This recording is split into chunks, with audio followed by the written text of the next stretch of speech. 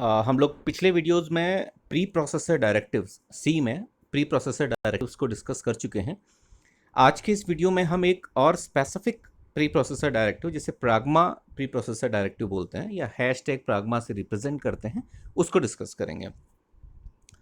अगर तो ये पर्टिकुलर जो डायरेक्टिव है ये एक स्पेशल पर्पस का डायरेक्टिव है जो कुछ स्पेसिफिक फीचर्स को टर्न ऑन और ऑफ करने के लिए इस्तेमाल किया जाता है।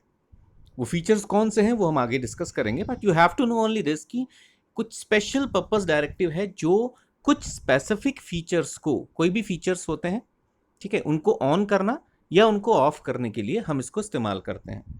ओके, सेकेंड थिंग कि this type of directive are compiler specific, मतलब कि कुछ कंपाइलर्स में हो सकता है ये डायरेक्टली काम करें और दूसरे कंपाइलर्स में हो सकता है सेम डायरेक्टिव ना काम करे तो उसके लिए कुछ अल्टरनेट ऑप्शन हो।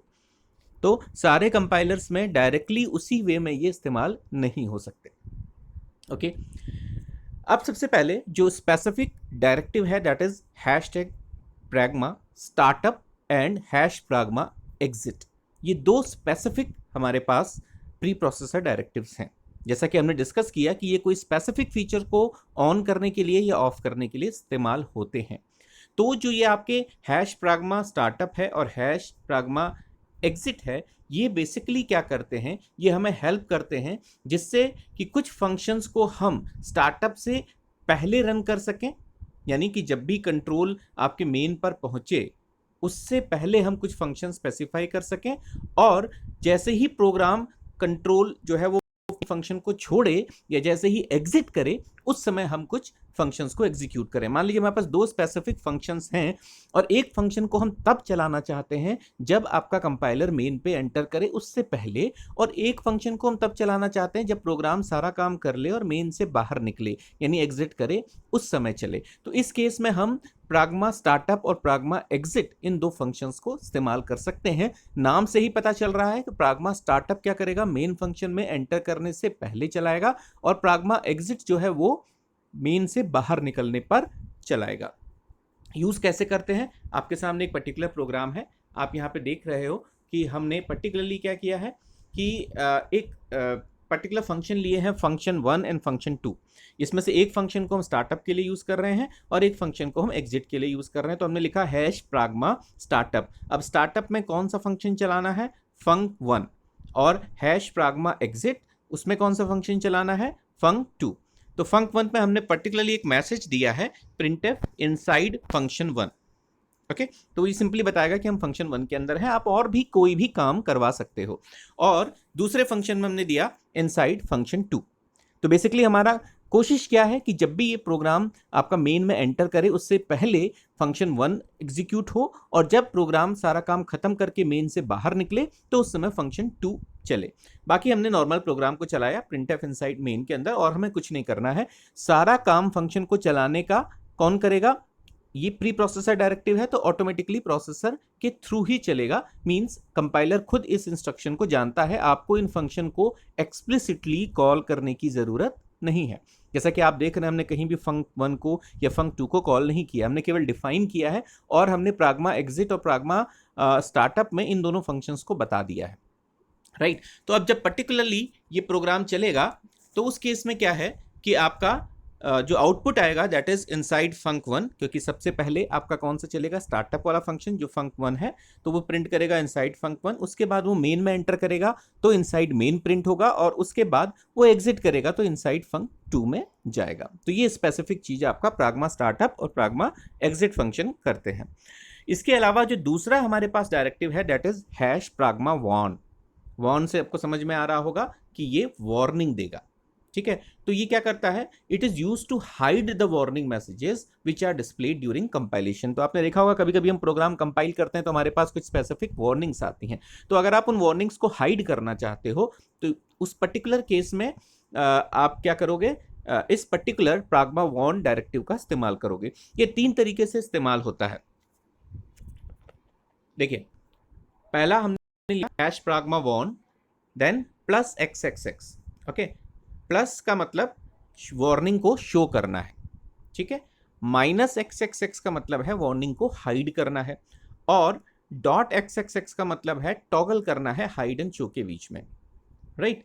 तो हम वार्निंग को शो और हाइड कैसे कर सकते हैं, जैसे हमने लिखा hash pragma warn minus RVL।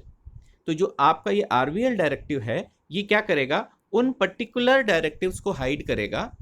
Okay, this directive hides those warnings जो रेज्ड होती हैं फंक्शन के जब कोई वैल्यू रिटर्न नहीं होती। नॉर्मली क्या होता है, जब हम फंक्शन में कोई भी फंक्शन इस्तेमाल करते हैं, जैसे मेन में हमने इंट मेन लिखा, तो उस केस में इट इज रिक्वायर्ड कि function should return some value. अगर हम रिटर्न स्टेटमेंट नहीं देते हैं तो क्या करता है, आपका प्रोग्राम एक वार्निंग देता है। तो अगर हम पर्टिकुलरली क्या है, हम ये चाहते हैं कि जो रिटर्न टाइप की वैल्यू ना आए, रिटर्न टाइप ना देने पर कोई वार्निंग ना आए, तो उस केस में हम hash pragma warn minus RVL use कर सकते हैं। तो इस पर्टिकुलर टैग को जब आप इस्तेमाल करोगे ऊपर, तो क्या होगा, अगर आपने रिटर्न वैल्यू नहीं भी दी होगी तो you will not get any warning. इसी तरीके से सेकंड जो हमारे पास है PAR माइनस PAR, तो ये पर्टिकुलर क्या है, पैरामीटर्स के लिए है, ठीक है। तो जब हम कोई फंक्शन यूज कर रहे हैं, ठीक है, और फंक्शन कुछ पर्टिकुलर पैरामीटर्स जो आपने उसमें पास किए हैं उसको इस्तेमाल नहीं कर रहे हो, तो भी आपको एक वार्निंग आती है। तो इस केस में अगर आप चाहते हो कि आपका फंक्शन में पैरामीटर्स हैं और कभी कभी आपको उन सारे पैरामीटर्स को यूज करने की जरूरत नहीं है, कहीं पर आप यूज करोगे कहीं पर नहीं करोगे, तो आप उस वार्निंग को हाइड करना चाहते हो, तो माइनस PAR आप यूज कर सकते हो, किसके साथ, हैश प्राग्मा वॉर्न के साथ। तो ये वार्निंग आपकी वहां से हट जाएगी। तीसरी जो है आपकी RCH है। तो ये पर्टिकुलरली किन वार्निंग्स को हाइड करेगा, जो तब रेज होते हैं जब कोई कोड अनरीचेबल होता है, ठीक है। आपने कोई पर्टिकुलर ऐसा कोड लिखा जो रिटर्न के बाद है, तो वहां पर पहुंचेगा ही नहीं, उस जगह पे आपका कंट्रोल स्टेटमेंट नहीं पहुंचेगा। तो व्हाट इट विल डू, वो आपको एक वार्निंग मैसेज दे देगा। तो उस पर्टिकुलर वार्निंग मैसेज को हाइड करने के लिए हम माइनस RCH इस्तेमाल कर सकते हैं। तो आपने देखा कि किस तरीके से हम अलग अलग वार्निंग्स को हाइड कर सकते हैं with the help of hash pragma warn method. Okay, okay, we have seen an example also, sorry, we are going to see an example here। ये देखिए हमने क्या किया, सबसे पहले hash pragma warn minus RVL use किया, hash pragma warn minus parameter use किया, और माइनस RCH इस्तेमाल किया। तीनों हम को यूज कर रहे हैं। एक हमारा रिटर्न वैल्यू की वार्निंग को हाइड करेगा, एक पैरामीटर जो कभी यूज नहीं हुए, पैरामीटर नेवर यूज की वार्निंग को हाइड करेगा, और एक अनरीचेबल कोड की वार्निंग को हाइड करेगा, ठीक है। उसके बाद हमने क्या किया, एक फंक्शन लिया शो में हमने एक पैरामीटर पास किया, उसका एक रिटर्न टाइप है। दैट मीन्स कि जब भी ये प्रोग्राम एग्जीक्यूट हो हम उसमें रिटर्न स्टेटमेंट दें। अगर हम रिटर्न स्टेटमेंट नहीं देंगे तो क्या होगा, function does not return a value की वार्निंग आएगी, ठीक है। उसमें एक पैरामीटर भी है, अगर हम उस पैरामीटर को नहीं इस्तेमाल करेंगे तो अनयूज्ड पैरामीटर या पैरामीटर नेवर यूज्ड की वार्निंग आएगी, राइट। तो इस केस में हमने क्या किया है, हम रिटर्न भी नहीं कर रहे हैं और हमने जो पैरामीटर x लिया हुआ इंटीजर टाइप का उसको यूज भी नहीं कर रहे हैं। लेकिन जब हम इस प्रोग्राम को रन कराएंगे, ओके, तो कोई भी वार्निंग आपके सामने नहीं आएगी, क्योंकि हमने उसको पहले ही ये इंस्ट्रक्शंस दे दिए हैं कि इन दोनों वार्निंग्स को क्या करना है, हाइड करना है। ओके, नेक्स्ट जो हमारे पास स्पेसिफिक प्राग्मा डायरेक्टिव है, that is hash pragma GCC poison. Okay, poison क्या, पॉइजन इज पॉइजन, आपको सभी को पता है। और GCC जो हमने दिया है, इसका बेसिकली मतलब क्या है कि ये GCC कंपाइलर को ही सपोर्ट करेगा या GCC कंपाइलर के द्वारा ही सपोर्ट किया जाएगा। और हम यूज क्यों करेंगे, to remove an identifier completely from the program, यानी किसी एक पर्टिकुलर आइडेंटिफायर को आप प्रोग्राम से कंप्लीटली हटाना चाहते हो कि आपका प्रोग्राम उस आइडेंटिफायर को समझे ही ना कि what is the meaning of this, तो आप उसको पॉइजन कर सकते हो, ठीक है। कैसे इस्तेमाल करते हैं, लेट्स सी एन एग्जांपल। यहां पर हमने क्या यूज किया है, हैश प्राग्मा GCC पॉइजन, और पॉइजन किसको किया है, प्रिंटफ को, यानी कि हमने प्रिंटफ की डेफिनेशन को या प्रिंटफ को कंप्लीटली कंपाइलर की अंडरस्टैंडिंग से हटा दिया। तो उसके बाद जब भी हम प्रिंटफ यूज करेंगे तो क्या होना चाहिए कि भाई उसको तो पता ही नहीं है प्रिंटफ का मतलब क्या है, क्योंकि प्रिंटफ आप ऑलरेडी हटा चुके हो। कब हटा चुके हो, कंपाइलर के एक्चुअल मेन प्रोसेसिंग स्टार्ट करने से पहले। तो जब मेन के अंदर आके उसने प्रिंटफ स्टेटमेंट दो जगह देखे, तो वो दोनों जगह आपको क्या कर रहा है, एक स्पेसिफिक, देखिए